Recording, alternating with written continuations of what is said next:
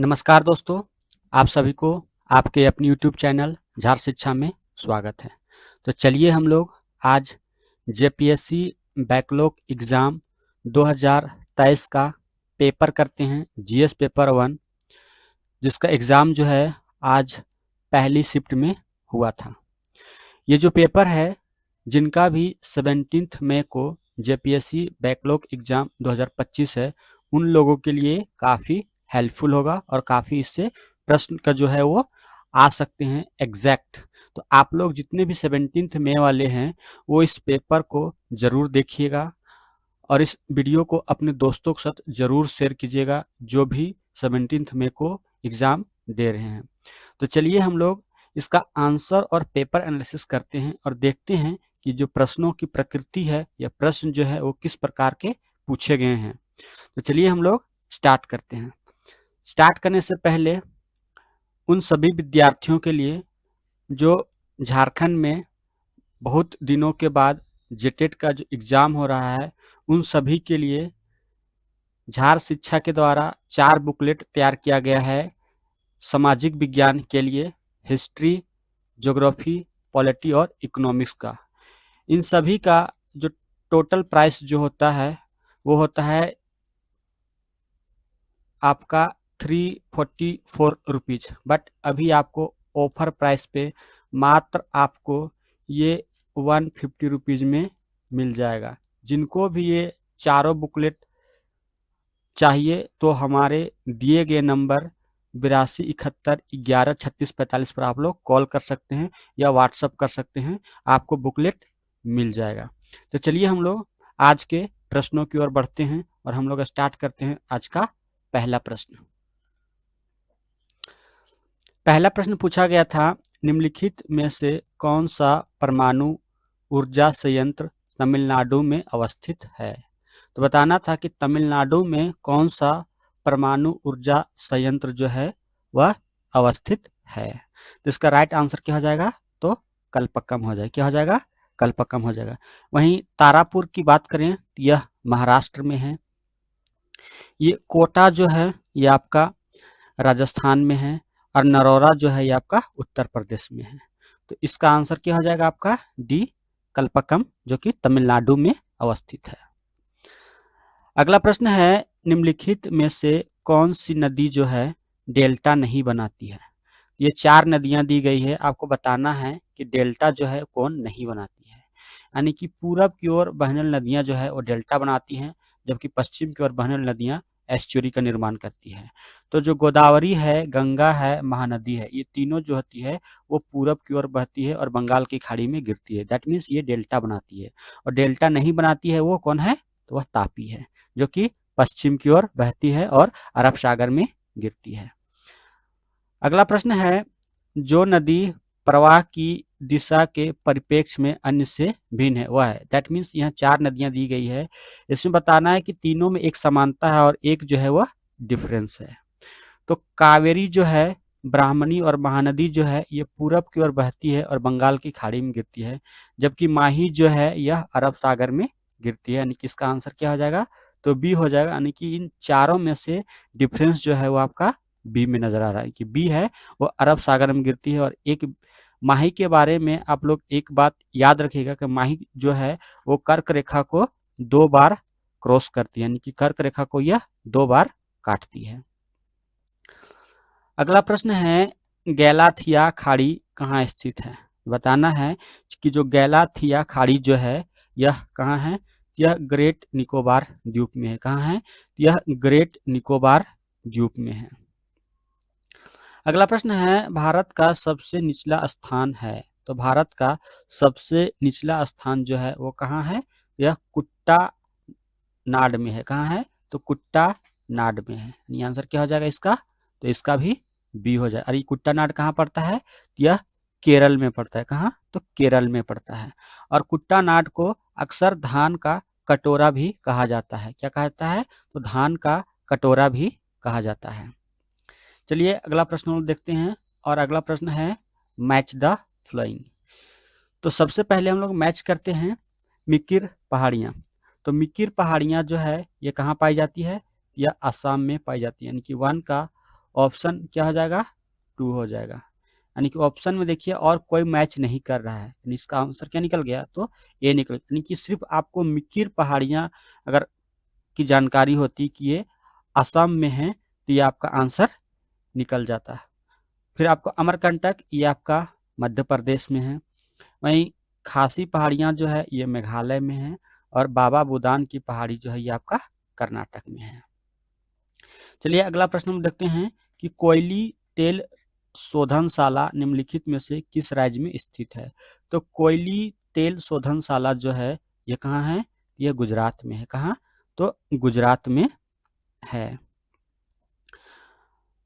अगला प्रश्न है, भारत में प्रथम जनगणना किस वर्ष हुई थी। तो भारत में प्रथम जनगणना जो हुई थी वो हुई थी 1872 में। कब हुई थी, 1872 में हुई थी। उसके बाद नियमित जनगणना जो हुई स्टार्ट कब से हुई, तो 1881 से लॉर्ड रिपन के कार्यकाल में फिर नियमित 10 वर्षों में जनगणना जो है वो स्टार्ट हो गई। और पहली जनगणना जो 1872 में हुई थी वो किसके कार्यकाल में हुई थी, तो लॉर्ड मेयो के कार्यकाल में हुई थी। अगला प्रश्न है, जनगणना 2011 के अनुसार भारत की कितनी प्रतिशत जनसंख्या नगरों में रहती है। तो नगरों में जो जनसंख्या रहती है वो है आपका अप्रोक्स 31.16%। तो इसके नज़दीक में हम लोग जाके देख सकते हैं, तो 31 यानी कि 31.2% हम लोग इसका आंसर कर सकते हैं। आंसर क्या हो जाएगा, तो सी हो जाएगा। अगला प्रश्न है, the dynamics of public administration नामक किताब के लेखक कौन हैं। तो the dynamics of public administration पुस्तक के जो लेखक हैं वो कौन हैं, तो गेराल्ड कैडेन है। कौन है, तो गेराल्ड कैडेन है। याद रखिएगा इसको, ये गेराल्ड कैडेन के द्वारा लिखी गई पुस्तक है। अगला प्रश्न है, भारतीय संविधान में मौलिक अधिकारों के बारे में निम्न कथनों पर विचार करिए। उसके बाद हमें बताना है कि कौन से सही है। पहला है कि मौलिक अधिकार पूर्ण रूप से या पूर्ण है और किसी भी परिस्थिति में राज्य द्वारा उन पर रोक नहीं लगाई जा सकती है। ये बिल्कुल गलत है। क्या है, राज्य द्वारा रोक लगाई जा सकती है। दूसरा है, गिरफ्तारी और हिरासत से सुरक्षा का अधिकार अनुच्छेद 22 भारत में विदेशी नागरिकों के लिए उपलब्ध नहीं है। तो ये भी गलत है, ये विदेशी नागरिकों के लिए भी उपलब्ध है।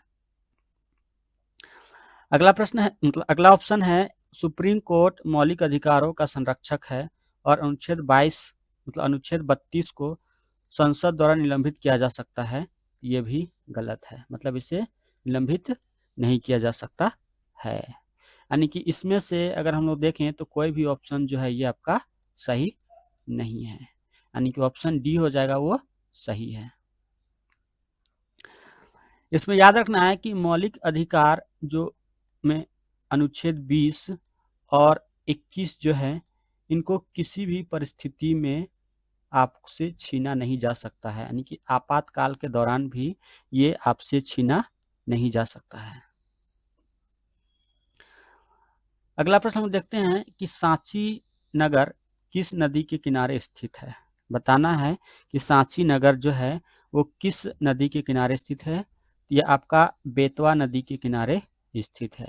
आप लोग सांची में अशोक के द्वारा बनाया गया महान सांची स्तूप के बारे में तो जानती होंगी, तो उसी जो है सांची आपका बेतवा नदी के किनारे स्थित है। अगला प्रश्न है, 24वां संविधान संशोधन 1971 किस न्यायिक फैसले के जवाब में पास किया गया था। तो 24वां संविधान संशोधन 1971 जो है वो किस न्यायिक फैसले के जवाब में पास किया गया था। इसका राइट आंसर क्या हो जाएगा, तो सी हो जाएगा, यानी कि गोलकनाथ बनाम पंजाब राज्य केस जो हुआ था 1967 उसके जवाब में यह पास किया गया था। कौन सा, तो 24वां संवैधानिक संशोधन। क्या था इसमें कि संसद को संविधान के किसी भी हिस्से में संशोधन करने की शक्ति थी। अगला प्रश्न है, नागरिक चार्टर की अवधारणा सबसे पहले निम्नलिखित में से किस देश में शुरू हुई थी? तो नागरिक चार्टर की जो अवधारणा है वो सबसे पहले United kingdom that means UK में शुरू की गई थी। कब? तो ये जो शुरू की गई थी यह 1991 में शुरू की गई थी। अगला प्रश्न है, संविधान के किस संशोधन अधिनियम के तहत उच्च न्यायालयों में अपर और कार्यकारी न्यायाधीशों की नियुक्ति का प्रावधान किया गया है? तो किस संशोधन अधिनियम के तहत जो है वो उच्च न्यायालय में अपर और कार्यकारी न्यायाधीशों की नियुक्ति का प्रावधान किया गया है? तो किसमें? यह 7वां संविधान संशोधन अधिनियम में। किसमें? तो 7वां संविधान संशोधन अधिनियम में। अगला प्रश्न है, ग्रामीण स्थानीय शासन में पंचायत समिति किस प्रशासनिक स्तर पर कार्य करती है? तो पंचायत समिति जो है वह किस प्रशासनिक स्तर पर कार्य करती है? तो यह ब्लॉक लेवल या इंटरमीडिएट लेवल पर कार्य करती है। किस पे? इसका आंसर क्या हो जाएगा? तो बी हो जाएगा। अगला प्रश्न है, भारत में जीएसटी वस्तु एवं सेवा कर किस संवैधानिक संशोधन अधिनियम के द्वारा लागू किया गया? तो यह वस्तु एवं सेवा कर जो है यह 101वें संविधान संशोधन के द्वारा लागू किया गया। किस पे? तो 101वें संविधान संशोधन 2016 के द्वारा यह लागू किया गया। और भारत में जीएसटी जो है वह 1 जुलाई 2017 से लागू हुआ। कब से? तो 1 जुलाई 2017 से भारत में जीएसटी जो है वह लागू हुआ। अगला प्रश्न है, भारतीय संविधान के किस अनुच्छेद में नगर पालिकाओं के लेखाओं की समपरीक्षा का प्रावधान है? तो किसमें? तो आर्टिकल 243 जेड में नगर पालिकाओं के लेखाओं की समपरीक्षा का प्रावधान है। यानी आंसर क्या हो जाएगा? तो ए हो जाएगा। अगला प्रश्न है, भारत में बड़े शहरों का प्रशासन किस प्रकार के शहरी स्थानीय निकाय द्वारा किया जाता है? तो किसके द्वारा किया जाता है? यह नगर निगम के द्वारा किया जाता है। किसके द्वारा? तो नगर निगम के द्वारा किया जाता है। नगर निगम हम लोग उसके बोलते हैं जिनकी संख्या जो है वो आमतौर पर 10 लाख से अधिक होती है। किस पर? तो 10 लाख से अधिक होती है। अगला प्रश्न है, विश्व आर्थिक आउटलुक अपडेट 2026 किस संगठन द्वारा जारी किया गया? तो विश्व आर्थिक आउटलुक जो है यह आईएमएफ के द्वारा जारी किया जाता है। किसके द्वारा? तो इंटरनेशनल मॉनेटरी फंड के द्वारा यह जारी किया जाता है। वहीं अगर हम लोग बात करें वर्ल्ड इकोनॉमिक आउटलुक की, ये वर्ल्ड इकोनॉमिक आउटलुक तो आपका आईएमएफ के द्वारा जारी किया जाता है। और वहीं ग्लोबल इकोनॉमिक प्रोस्पेक्ट जो है यह किसके द्वारा जारी किया जाता है? यह वर्ल्ड बैंक के द्वारा जारी किया जाता है। कौन सा?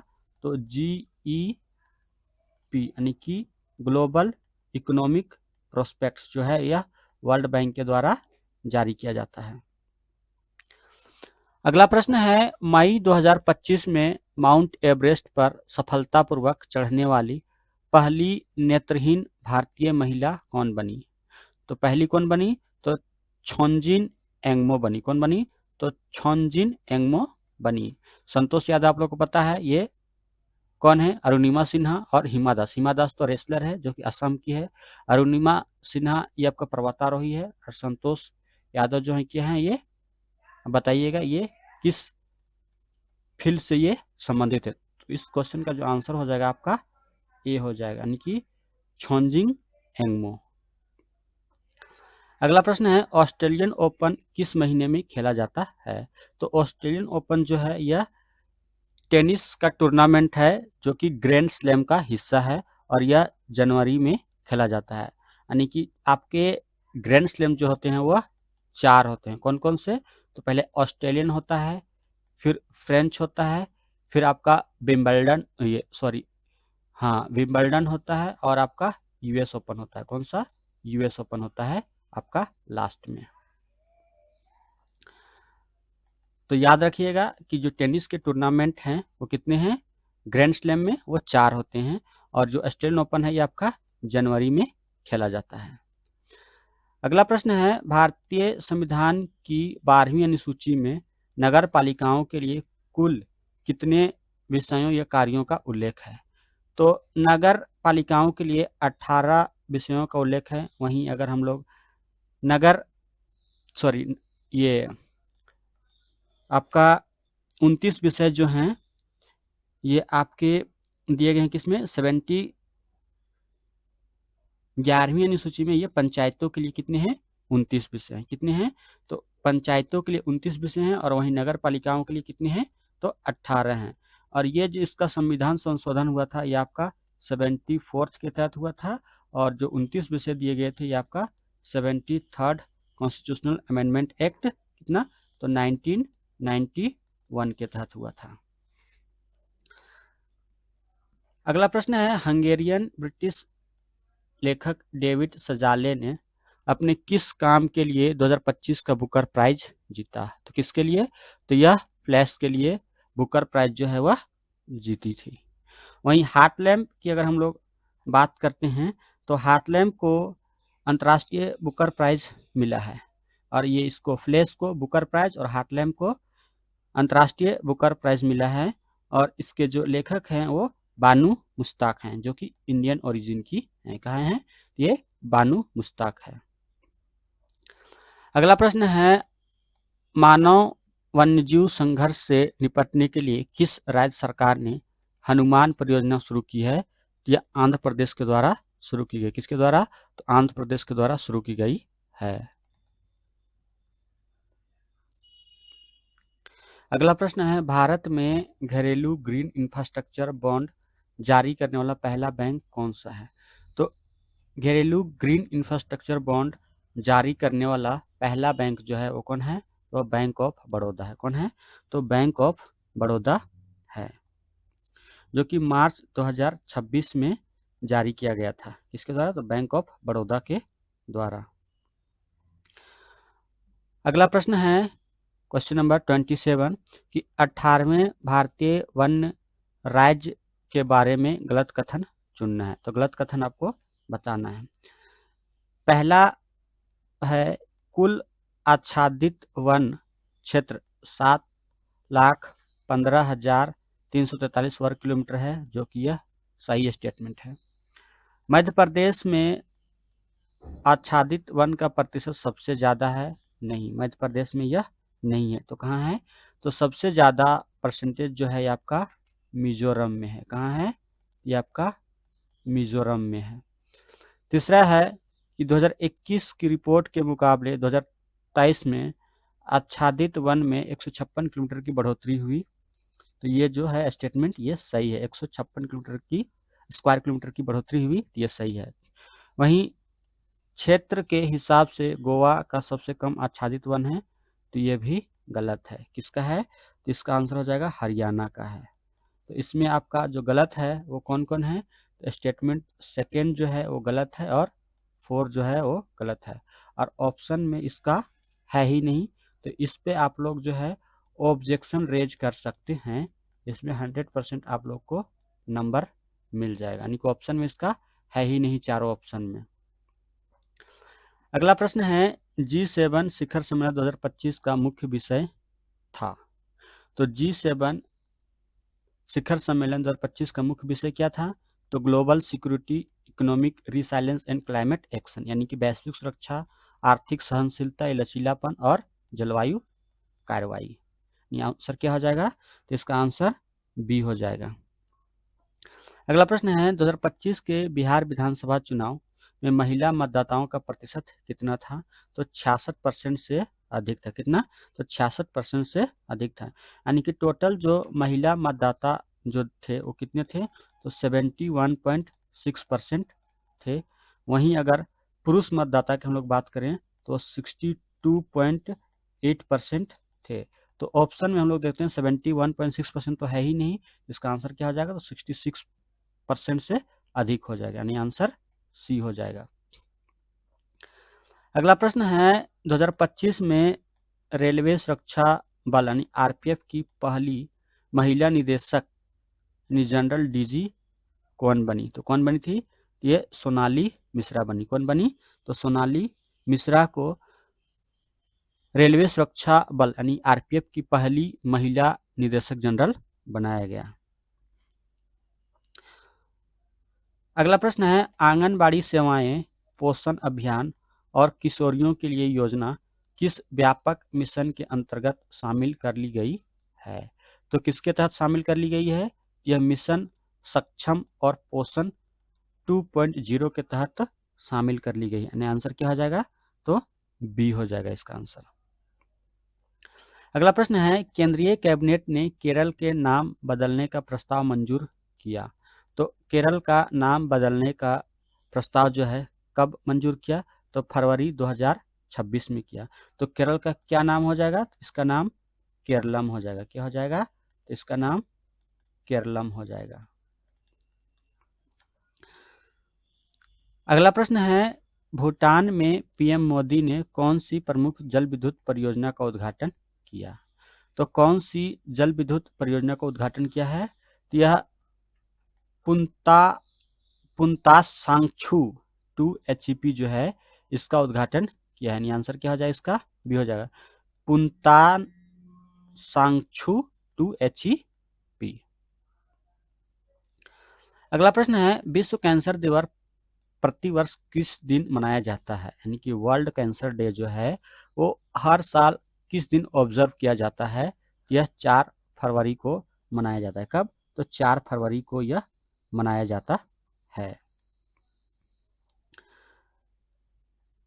अगला प्रश्न है, निम्नलिखित में से कौन सा भारत में अक्सर वर्णित दोहरी अर्थव्यवस्था यानी कि ड्यूअल इकोनॉमी की विशेषता को सबसे अच्छी तरह दर्शाता है? तो ड्यूअल इकोनॉमी व्यवस्था को सबसे अच्छी तरह से कौन दर्शाता है? तो इसका आंसर हो जाएगा डी हो जाएगा। यानी कि अत्यधिक उन्नत प्रौद्योगिकी क्षेत्रों के साथ पारंपरिक कम उत्पादकता वाली कृषि गतिविधियों का सह अस्तित्व। यानी कि आंसर क्या हो जाएगा? यह डी हो जाएगा।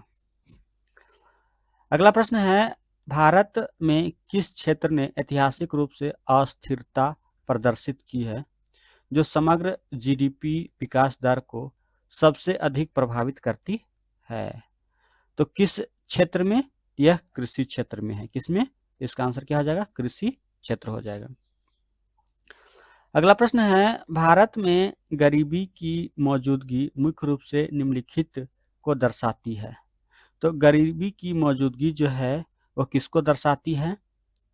तो आय और संसाधनों का असमान वितरण को दर्शाती है। किसको? तो आय और संसाधनों का असमान वितरण को दर्शाती है। अगला प्रश्न है, मई 2025 में भारतीय नौसेना में शामिल होने वाले पहले देश में डिजाइन और बने anti submarine warfare shallow watercraft का नाम क्या है? तो इसका नाम है आईएनएस अर्नाला नाम है। क्या नाम है? तो आईएनएस अर्नाला नाम है। अगला प्रश्न है, सतत विकास का मुख्य उद्देश्य क्या है? तो बताना है कि सतत विकास का मुख्य उद्देश्य जो है वह क्या है? तो इसका आंसर क्या हो जाएगा? तो बी हो जाएगा। यानी कि भविष्य के संसाधनों को नुकसान पहुंचाए बिना वर्तमान आवश्यकताओं को पूरा करना। यानी कि सतत विकास का ये एक तरह से डेफिनेशन भी है और इसका जो डेफिनेशन आया था ये 1987 में ब्रंटलैंड रिपोर्ट के द्वारा इसका जो डेफिनेशन है वो ग्लोबली रिकॉग्नाइज्ड है। तो उसी के द्वारा ये डेफिनेशन दिया गया था। अगला प्रश्न है, सतत विकास लक्ष्यों को अपनाया था। तो सतत विकास लक्ष्यों को किसके द्वारा अपनाया गया था? तो यूनाइटेड नेशंस मेंबर कंट्रीज के द्वारा 2015 में इसे अपनाया गया था। यानी टोटल सतत विकास लक्ष्य जो कितने थे? वह 17 हैं, जिसे कब तक पूरा करना है? तो 2030 तक इसे पूरा करना है। इसमें टारगेट कितने हैं? इसके 169 जो है इसके टारगेट्स हैं। और भारत जो है नेट जीरो का लक्ष्य कब तक रखा है? तो 2070 तक भारत का जो है वो लक्ष्य नेट जीरो का है। अगला प्रश्न है, निम्नलिखित में से कौन सा विकल्प सतत संसाधन प्रबंधन को सर्वोत्तम रूप से दर्शाता है? तो सर्वोत्तम रूप से जो है वो कौन दर्शाता है? तो इसका राइट आंसर जो हो जाएगा 41 का क्या हो जाएगा, तो ए हो जाएगा, यानी कि नवीकरणीय संसाधनों का सावधानी पूर्वक और कुशलता पूर्वक उपयोग करना। ये किसको दर्शाता है, तो सतत संसाधन प्रबंधन को दर्शाता है। अगला प्रश्न है, निम्नलिखित में से कौन सा भारत के आर्थिक परिवर्तन को दर्शाता है। तो भारत के आर्थिक परिवर्तन को कौन दर्शाता है, तो इसका राइट आंसर हो जाएगा ए, यानी कृषि से उद्योग और सेवाओं की ओर बदलाव, ये जो है भारत के आर्थिक परिवर्तन को दर्शाता है। अगला प्रश्न है, आर्थिक सुधारों में उदारीकरण का मुख्य रूप से तात्पर्य है। तो उदारीकरण का मुख्य रूप से क्या तात्पर्य है, तो इसका जो राइट आंसर हो जाएगा वो क्या हो जाएगा, वो हो जाएगा ये हो जाएगा, यानी कि आर्थिक गतिविधियों पर सरकारी नियंत्रण में कमी। और भारत के द्वारा 1991 में जो है एलपीजी जो है वह अपनाया गया, यानी कि लिबरलाइजेशन, प्राइवेटाइजेशन और ग्लोबलाइजेशन जो है ये अपनाया गया। प्रधानमंत्री हमारे कौन थे, तो पीवी नरसिम्हा थे, और उस समय के जो वित्त मंत्री थे वो कौन थे, तो डॉक्टर मनमोहन सिंह थे। तो इसका राइट आंसर क्या हो जाएगा, तो ए हो जाएगा, यानी कि reduction of government control over economic activity, that means आर्थिक गतिविधियों पर सरकारी नियंत्रण में कमी हो जाएगा। अगला प्रश्न है, one major impact of globalisation is in India is, that means Bharat में वैश्वीकरण का एक प्रमुख प्रभाव यह है, मतलब प्रमुख प्रभाव जो है वह क्या पड़ा, तो इसका प्रमुख प्रभाव पड़ा बी, यानी कि growth of international trade and investment, यानी कि अंतर्राष्ट्रीय व्यापार और निवेश में वृद्धि हुई। किसके कारण, तो ग्लोबलाइजेशन के कारण, यानी कि सारे दरवाजे खुल गए, लाल फीताशाही क्या हो गया, वह खत्म हो गया। अगला प्रश्न हम लोग देखते हैं, क्वेश्चन नंबर 45 कि human rights are best describe as, यानी कि मानवाधिकारों को सबसे अच्छे तरीके से इस तरह बताया गया है, यानी कि मानवाधिकार के बारे में सबसे जो बेस्ट है वो किसमें बताया गया है, यानी कि सभी मनुष्यों को जन्म से प्राप्त मूल अधिकार, ये क्या है, बेस्ट तरीके से इसमें बताया गया, यानी कि ऑप्शन क्या हो जाएगा, तो बी हो जाएगा। अगला प्रश्न है, संयुक्त राष्ट्र मानवाधिकारों की सार्वभौमिक घोषणा कब स्वीकार की गई, तो यह 1948 में, यानी कि 10 दिसंबर 1948 को यह स्वीकार की गई। कब, तो 10 दिसंबर 1948 को यह स्वीकार की गई। आंसर क्या हो जाएगा, तो इसका आंसर बी हो जाएगा, सॉरी डी हो जाएगा। अगला प्रश्न हम लोग बढ़ते हैं और देखते हैं कि सतत विकास के लिए किसके बीच सहयोग आवश्यक है। बताना है कि सतत विकास के लिए किसके बीच सहयोग आवश्यक है, तो यह हो जाएगा आपका आंसर डी हो जाएगा, यानी कि आर्थिक विकास और पारिस्थितिक संतुलन के बीच जो है सहयोग आवश्यक है, तभी हम लोग सतत विकास को जो है वह प्राप्त कर सकते हैं और या उसको हम लोग हासिल कर सकते हैं। अगला प्रश्न है, बायोडाइवर्सिटी रेफर्स टू, यानी कि जैव विविधता का अर्थ क्या है, यानी कि किसी भी क्षेत्र में पौधों और जीवों की विविधता को हम लोग क्या कहते हैं, तो जैव विविधता कहते हैं। ये आंसर क्या हो जाएगा, तो ए हो जाएगा। अगला प्रश्न, the main cause of climate change, यानी कि जलवायु परिवर्तन का मुख्य कारण है, तो जलवायु परिवर्तन का मुख्य कारण क्या है, तो ग्रीन हाउस गैसों में वृद्धि जो है वह जलवायु परिवर्तन का मुख्य कारण है। आंसर क्या हो जाएगा, तो बी हो जाएगा। अगला प्रश्न है, वैश्विक तापमान वृद्धि को कम करने के लिए या कम करने के उद्देश्य से कौन सा अंतर्राष्ट्रीय समझौता किया गया था, तो क्योटो प्रोटोकॉल जो था यह 1997 में वैश्विक तापमान वृद्धि के उद्देश्य से किया गया था। वहीं मॉन्ट्रियल प्रोटोकॉल जो है यह आपका ओजोन परत से यह संबंधित है, किससे, तो ओजोन परत से यह संबंधित है। अगला प्रश्न है, अर्बनाइजेशन रेफर्स टू, यानी कि शहरीकरण का अर्थ क्या है, यानी शहरीकरण किसे कहते हैं, तो शहरों और शहरी जनसंख्या का विस्तार ही क्या कहलाता है, तो शहरीकरण कहलाता है। इनका आंसर क्या हो जाएगा, तो डी हो जाएगा। अगला प्रश्न है, भारत में मानवाधिकारों के संरक्षण के लिए मुख्य संस्था कौन सी है, तो नेशनल ह्यूमन राइट कमीशन है, इनके आंसर क्या हो जाएगा, तो बी हो जाएगा इसका आंसर। अगला प्रश्न है, खेल समाज में महत्वपूर्ण भूमिका निभाते हैं, क्योंकि खेल जो है वो समाज में महत्वपूर्ण भूमिका निभाते हैं, क्यों? क्योंकि इससे शारीरिक और मानसिक स्वास्थ्य को बढ़ावा मिलता है। यानी कि आंसर क्या हो जाएगा? तो ए हो जाएगा। अगला प्रश्न है, ओलंपिक खेलों का आयोजन किस संस्था द्वारा किया जाता है? तो ओलंपिक खेलों का आयोजन जो है वो इंटरनेशनल ओलंपिक कमेटी के द्वारा किया जाता है, जिसका हेडक्वार्टर कहाँ है? तो यह ल्यूसाने में है। कहाँ है? इसका हेडक्वार्टर जो है आपका लॉरेंस स्विट्जरलैंड में है, सॉरी लॉरेंस स्विट्जरलैंड में है। वहीं अगर इस समिति की स्थापना की बात करें तो इसकी स्थापना 1894 ईस्वी में हुई थी। कब हुई थी? तो 1894 ईस्वी में हुई थी, जो कि शीतकालिक और ग्रीष्मकालिक दोनों जो ओलंपिक्स जो है इसी के द्वारा कराया जाता है। अगला प्रश्न है, आपदा प्रबंधन का मुख्य उद्देश्य है। तो आपदा प्रबंधन का मुख्य उद्देश्य जो है वो क्या है? आपदा को रोकना? नो। आपदा प्रबंधन तो आपदा को रोक ही नहीं सकता है। औद्योगिक उत्पादन बढ़ावा नहीं, इसको भी नहीं है। इसका आंसर क्या हो जाएगा? सी हो जाएगा। यानी कि आपदाओं के प्रभाव को कम करना और जोखिम प्रबंधन। आपदा प्रबंधन का मेन उद्देश्य क्या होता है कि जो आपदा आ चुकी है उसको कम से कम कोशिश करना कि कम से कम उससे लोग प्रभावित हो और उसका जोखिम जो हो वो कम से कम, यानी कि जोखिम का प्रबंधन करना। अगला प्रश्न है, भारत में राष्ट्रीय आपदा प्रबंधन प्राधिकरण किस अधिनियम के अंतर्गत स्थापित किया गया? तो डिजास्टर मैनेजमेंट एक्ट 2005 के द्वारा इसे जो है वह स्थापित किया गया। आपदा प्रबंधन, जो राष्ट्रीय आपदा प्रबंधन प्राधिकरण होते हैं, इसके जो एक्स ऑफिशियो चेयरमैन जो होते हैं वो कौन होते हैं? जरा बताइएगा। तो इसके जो होते हैं एक्स ऑफिशियो जो चेयरमैन होते हैं वो कौन होते हैं? तो हमारे प्रधानमंत्री यानी कि पीएम होते हैं। अगला प्रश्न है, तीव्र शहरीकरण से जुड़ी एक प्रमुख समस्या है, यानी कि जहाँ तीव्र शहरीकरण होता है उसमें एक समस्या क्या है? तो आवास की कमी और झुग्गी बस्ती। क्या है? तो आवास की कमी और झुग्गी बस्ती। यानी आंसर क्या हो जाएगा? तो बी हो जाएगा।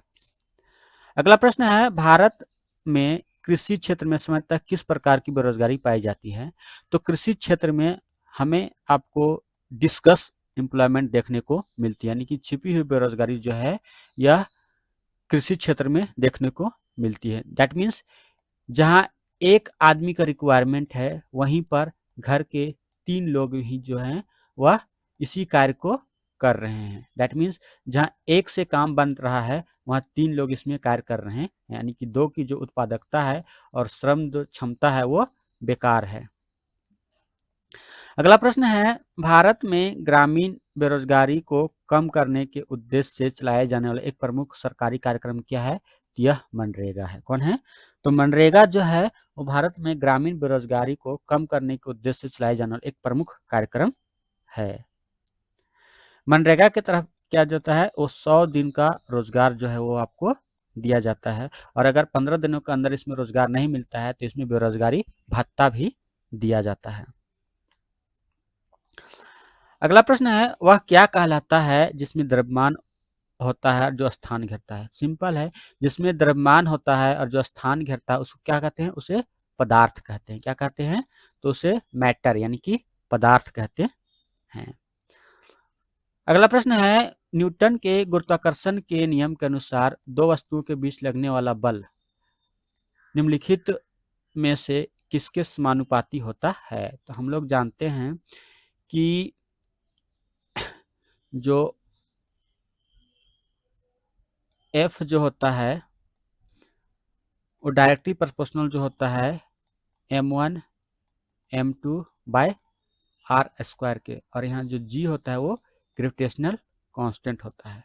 तो बताना है कि गुरुत्वाकर्षण के नियम के अनुसार जो होता है दो वस्तुओं के बीच लगने वाला गुरुत्वाकर्षण बल यानी कि फोर्स जो होता है किसके समानुपाती होता है? तो यहाँ साफ साफ दिख रहा है कि यह मासेस के यानी कि उनके द्रव्यमानों के गुणनफल के समानुपाती होता है, यानी कि प्रोडक्ट ऑफ देयर मासेस। यानी आंसर क्या हो जाएगा? तो बी हो जाएगा। अगला प्रश्न है, पॉवर्टी रिफर्स टू यानी कि गरीबी का अर्थ क्या है? यानी कि जीवन की मूलभूत आवश्यकताओं की कमी ही क्या है?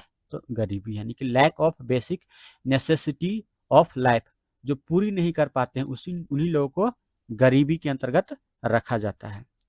अगला प्रश्न है, मानव रक्त में लाल रक्त कोशिकाओं का मुख्य कार्य क्या है?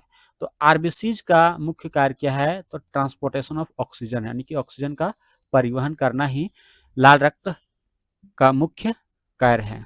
और आप लोग को बताना है मतलब जानकारी के लिए कि हेमोग्लोबिन में मतलब ये आरबीसी में हेमोग्लोबिन मौजूद होती है और हेमोग्लोबिन में क्या होती है तो आयरन पाया जाता है। अगला प्रश्न है वाष्पीकरण के कारण क्या होता है या वाष्पीकरण किसका कारण बनता है। तो वाष्पीकरण के कारण क्या होता है तो शीतलन यानी कि कूलिंग होता है। क्या होता है तो शीतलन या हम लोग कूलिंग बोल सकते हैं, वह वाष्पीकरण के कारण होता है। अगला प्रश्न है मरीचिका, इसका एक उदाहरण। तो मरीचिका किसके द्वारा था तो TRI टोटल इंटरनल रिफ्लेक्शन के कारण होता है पहला। तो देखेंगे लोग total internal reflection of light और साथ में रिफ्रैक्शन, यानी कि आंसर क्या हो जाएगा तो सी हो जाएगा। यानी कि मरीचिका में आपको TIR आपको देखने को ही मिलेगा। अगला प्रश्न है प्रेजेंटेशन, प्रस्तुतियों में एनिमेशन का उपयोग किस लिए किया जाता है। यानी कि पीपीटी बनाने के लिए हम लोग पीपीटी जो बनाते हैं किस लिए बनाते हैं, ताकि हमें प्रस्तुतियों को अधिक आकर्षक बनाना, मतलब आकर्षक लगे। यानी आंसर क्या हो जाएगा तो आपका बी हो जाएगा, यानी कि मेकिंग प्रेजेंटेशन मोर अट्रैक्टिव। इसी के लिए हम लोग क्या करते हैं तो पीपीटी बनाते हैं। अगला प्रश्न है निम्नलिखित घटनाओं को उनके प्रारंभ से काल क्रमानुसार व्यवस्थित करें। तो सबसे पहले आपका क्या आ जाएगा तो प्रोजेक्ट टाइगर। तो प्रोजेक्ट टाइगर आपका कब हुआ था तो ये आपका 1973 में शुरू किया गया था। एलिफेंट, प्रोजेक्ट एलिफेंट जो है यह कब स्टार्ट किया गया था तो प्रोजेक्ट एलिफेंट जो है ये आपका 1992 में स्टार्ट किया गया था। वन्य जीव सुरक्षा अधिनियम ये कब स्टार्ट किया गया था ये 1972 में स्टार्ट किया गया था। वहीं बायोडाइवर्सिटी अधिनियम जो था ये आपका 2002 में स्टार्ट किया गया था। आप लोग आप इसको लगा लीजिए। सबसे पहले क्या आ जाएगा, सबसे पहले 3 आ जाएगा। तो सबसे पहले 3 आ जाएगा, 3 के बाद क्या आ जाएगा 1 आ जाएगा, उसके बाद 1 आ जाएगा, तो आंसर क्या हो जाएगा तो सी आ जाएगा। अगला प्रश्न है एक नेटवर्क में प्रत्येक मशीन की एक अनूठी पहचान संख्या कहलाती है। That means every machine in a network has another unique identification number called. तो उसको क्या बोलते हैं, उसको आईपी एड्रेस बोला जाता है। क्या बोलता है तो उसे आईपी एड्रेस बोला जाता है। Phosphorus fixation is highest in. तो फॉस्फोरस फिक्सेशन जो होता है सबसे ज्यादा किसमें होता है तो अम्लीय और क्षारीय मृदा में होता है। किसमें, आंसर क्या हो जाएगा बी हो जाएगा, एसिडिक एंड एल्कलाइन सॉइल में हो जाएगा। अगला प्रश्न है दलहनी फसलों में बीज शोधन किया जाता है। यानी कि दलहनी फसलों में बीज शोधन जो किया जाता है किसमें किया जाता है तो राइजोबियम से किया जाता है। किससे तो राइजोबियम से किया जाता है। अगला प्रश्न है कृषि नवाचारों के प्रसार का सिद्धांत किसके द्वारा प्रस्तावित किया गया था। तो किसके द्वारा प्रस्तावित किया गया था, यह एवरेट रोजर्स के द्वारा प्रस्तावित किया गया था। किसके द्वारा तो एवरेट रोजर्स के द्वारा यह प्रस्तावित किया गया था। अगला प्रश्न है ऑपरेशन फ्लड निम्नलिखित क्षेत्र में तकनीकी विकास से संबंधित है। तो ऑपरेशन फ्लड जो है यह आपका डेयरी क्षेत्र से संबंधित है, यानी कि दुग्ध उत्पादन से यह संबंधित है। अगला प्रश्न है टेलीफोन लाइनों पर डेटा संचरण के लिए डिजिटल सिग्नल को एनालॉग सिग्नल में बदलने वाला उपकरण कौन सा है। तो मॉडेम जो है ये डिजिटल सिग्नल को एनालॉग सिग्नल में कन्वर्ट करता है। आंसर क्या हो जाएगा इसका तो मॉडेम हो जाएगा। इसका फुल फॉर्म होता है मॉड्यूलेशन एंड डीमॉड्यूलेशन।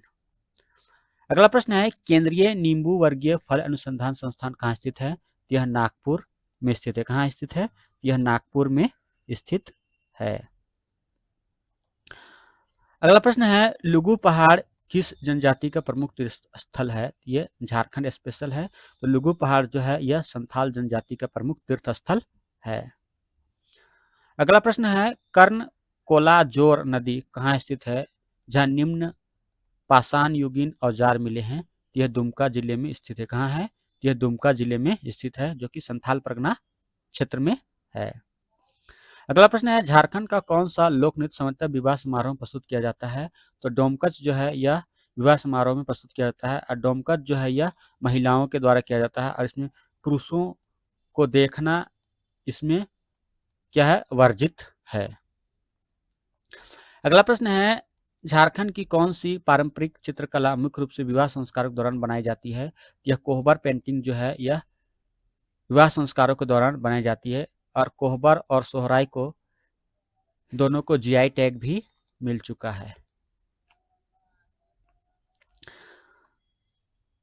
अगला प्रश्न है झारखंड का मार्शल नृत्य यानी पाइका मूल रूप से किससे संबंधित है? तो यह युद्ध परंपरा और युद्ध प्रशिक्षण से संबंधित है। किससे? तो warrior transition and martial training से यह संबंधित है। अगला प्रश्न है मृदा स्वास्थ्य कार्ड योजना प्रारंभ की गई तो कब? तो 2015 में मृदा स्वास्थ्य कार्ड योजना जो है यह प्रारंभ की गई थी। अगला प्रश्न है झारखंड में प्राप्त ऐतिहासिक अवशेषों के आधार पर जनजातीय तथा गैर जनजातीय परंपरा के अतिरिक्त किस एक अन्य परंपरा ने बड़े प्रदेशों में अति प्राचीन काल में अपना स्थान बनाया? तो किसने? तो बौद्ध परंपरा ने अपना स्थान बनाया। अगला प्रश्न है झारखंड में सबसे प्राचीन पुरातात्विक अवशेष कौन सा है? तो सबसे प्राचीन पुरातात्विक अवशेष जो है वो कौन सा है? तो यह हजारीबाग जिले में इसको गांव के निकट स्थित अवसार पहाड़ी की गुफा में प्राप्त गुफा चित्र के रूप में सांकेतिक चित्रलिपि जो है ये सबसे प्राचीन पुरातात्विक अवशेष है जो कि झारखंड में पाया जाता है। अगला प्रश्न है मौलाना अबुल कलाम आजाद रांची किस वर्ष आए थे? तो रांची जो थे वो 2016 में आए थे। कब आए थे? तो रांची जो है 2016 में आए थे से लेके 2019 तक यहीं पर वो नजरबंद थे। अगला प्रश्न है झारखंड में छोटनागपुर उन्नति समाज का गठन कब हुआ? तो 1915 में छोटनागपुर उन्नति समाज का गठन हुआ। किसके द्वारा? तो जुएल लकड़ा के द्वारा इसका गठन किया गया था। अगला प्रश्न है 20 ईयर्स ऑफ डार्क नाइट पुस्तक के लेखक कौन है? तो इसके लेखक जो हैं वो कार्तिक उरांव है। कौन है? तो कार्तिक उरांव है। अगला प्रश्न है निम्नलिखित में से किस वैदिक देवता का संबंध मधु से स्थापित किया जाता है?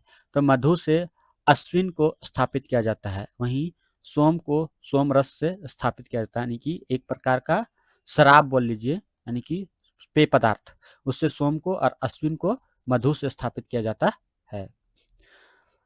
तो इसका आंसर क्या हो जाएगा? तो बी हो जाएगा। अगला प्रश्न है निम्नलिखित इतिहासकारों में से किसने सुंगों का संबंध ईरान से जोड़ा है? तो हरि प्रसाद शास्त्री ने सुंगों को ईरान से जोड़ा है। किसने?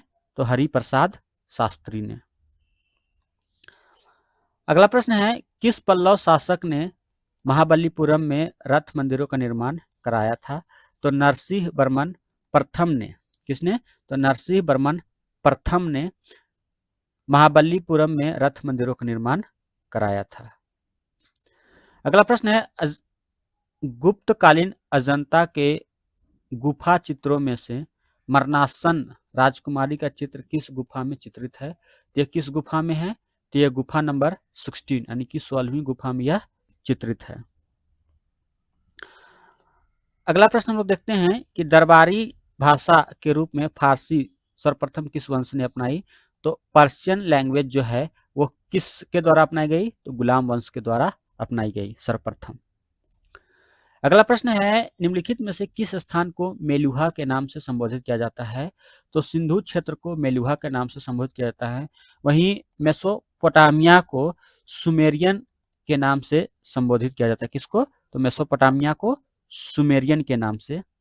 वहीं दिलमन जो है ये अभी का वर्तमान बहरीन जो है उसको दिलमन के नाम से जाना जाता था।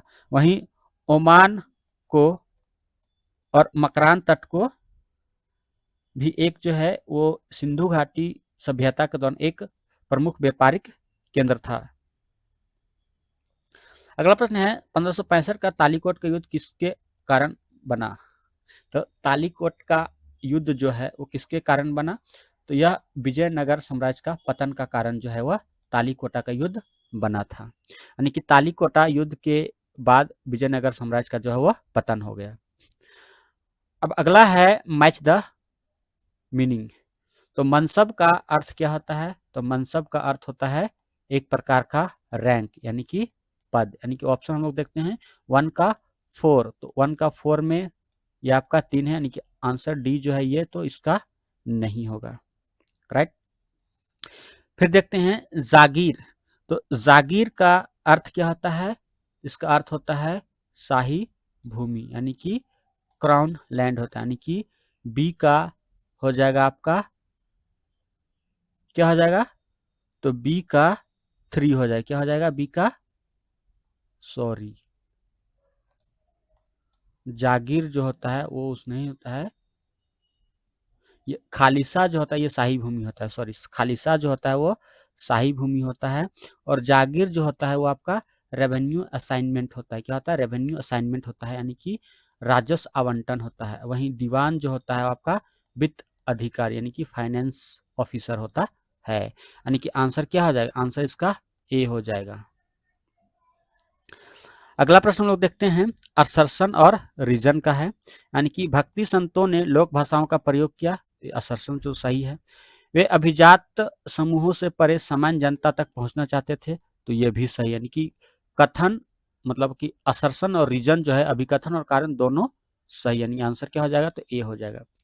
सांकेतिक मुद्रा प्रयोग मुख्यतः किस कारण विफल हुआ, तो इसका कारण क्या हुआ, तो लैक ऑफ पब्लिक कॉन्फिडेंस, यानी कि जन विश्वास की कमी के कारण जो था सांकेतिक मुद्रा जो है वह विफल रहा। अगला प्रश्न है निम्नलिखित में से सही उत्तर का चयन कीजिए, यानी कि किस गवर्नर जनरल ने विधवा पुनर्विवाह अधिनियम लागू किया था, किसके द्वारा, तो लॉर्ड डलहौजी के द्वारा यह लागू किया गया था, किसके द्वारा, तो लॉर्ड डलहौजी के द्वारा लागू किया गया था। वहीं विलियम बेंटिंग के द्वारा सती प्रथा का क्या किया गया, उन्मूलन किया गया था। अगला प्रश्न है रिक्त स्थानों की पूर्ति कीजिए, यानी कि प्रथम स्वतंत्रता संग्राम में बिहार में सर्वप्रथम विद्रोह डैश में हुआ था, तो दानापुर में हुआ था, कहाँ हुआ था, तो दानापुर में हुआ था। 1914 के ताना भगत आंदोलन के प्रमुख नेता का नाम क्या था, तो प्रमुख नेता कौन थे, तो यह जतरा उरांव थे, कौन थे, तो जतरा उरांव थे। अगला प्रश्न है होम रूल लीग की स्थापना एनी बेसेंट ने कब की, तो एनी बेसेंट ने सितंबर 1916 में की, वहीं बाल गंगाधर तिलक ने ये अप्रैल 1916 में की थी, तो इसका आंसर क्या हो जाएगा, तो डी हो जाएगा। और प्लासी का युद्ध निम्नलिखित में से किनके कारण या किनके मध्य हुआ था, तो प्लासी का युद्ध जो था आपका सिराजुद्दौला और अंग्रेजों के बीच हुआ था।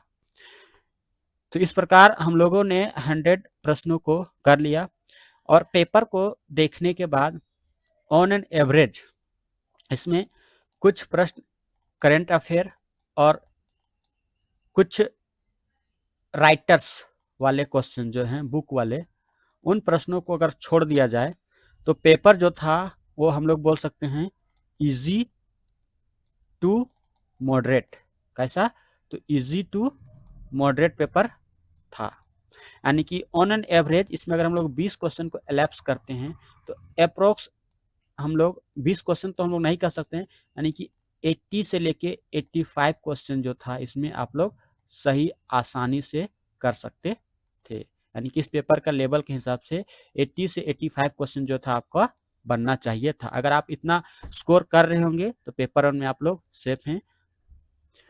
अब पेपर 1 पे आप लोग का मार्क्स कितना आता है, तो उस आधार पे आप लोग एनालाइज कर लीजिएगा कि आप लोग कट ऑफ से क्या रह सकते हैं या कट ऑफ से कितना दूर रह सकते हैं।